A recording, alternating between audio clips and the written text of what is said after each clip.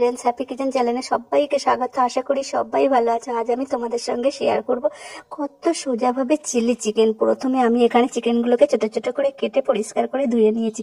তারপরে 1.5 চামচ নুন, 1 চামচ হলুদের গুঁড়ো, 1 চামচ লঙ্কার গুঁড়ো, 1 চামচ জিরের গুঁড়ো, 1 চামচ মরিচের গুঁড়ো, 1 চামচ গরম মশলার গুঁড়ো, বেকিং সোডা, বেসন, পাতিলেবুর রস, সয়া সস দিয়ে ভালো করে মাখিয়ে সাদা তেলে এইভাবে ভেজে নিতে হবে। তারপরে কড়াই 2টো এলাচ, পেঁয়াজগুলোকে এইভাবে কেটে নিতে হবে। ক্যাপসিকাম গুলোকে ছোট ছোট করে কেটে নিয়েছি। তারপর টমেটোর পেস্ট, আদা রসুনের পেস্ট, 1 চামচ হলুদ, 1 চামচ নুন, 1 চামচ জিরে মরিচ ধনের গুঁড়ো, কাশ্মীরি লঙ্কার গুঁড়ো দিয়ে এইভাবে ভালো করে কষিয়ে নিতে হবে। কষিয়ে নিয়ে তারপর ভেজে রাখা চিকেনগুলোকে ছেড়ে দেব।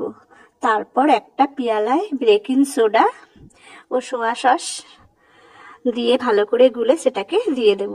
তারপর টমেটো সস দিয়ে আমার রান্নাটাকে আমি শেষ করছি। গাইজ, আমার চ্যানেলকে লাইক অ্যান্ড সাবস্ক্রাইব করে দাও।